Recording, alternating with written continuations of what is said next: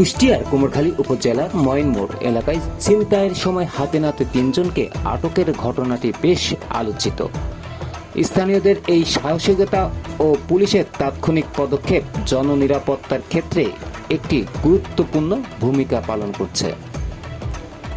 গত 11 মে সোমবার ময়নমোড় এলাকায় এক পথচারী মোবাইল ফোন ছিনিয়ে নিয়ে মোটরসাইকেল করে পালিয়ে যাওয়ার চেষ্টা করছিল 3 ছিনতাইকারী।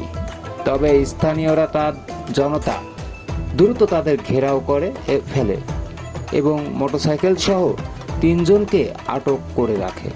পরবর্তীতে পুলিশকে খবর দিলে তারা এসে আসামিদেরকে হেফাজতে নেয়।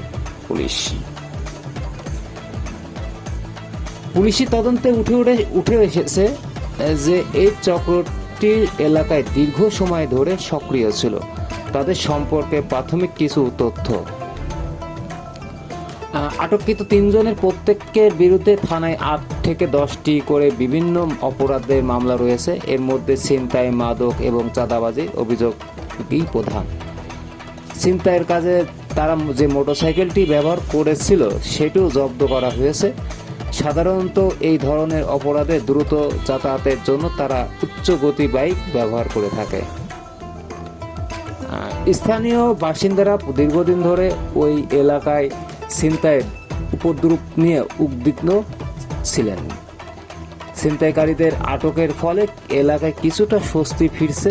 পুলিশ জানিয়েছে এই চক্রের সাথে আরও কেউ জড়িত আছে কিনা তা খতিয়ে দেখে প্রয়োজনীয় আইনি ব্যবস্থা নেওয়া হচ্ছে বলে জানান পুলিশ।